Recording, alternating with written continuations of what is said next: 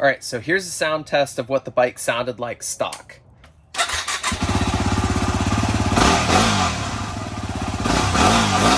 Now here's a sound test of what the bike sounds like with the new FMF Q4 on it.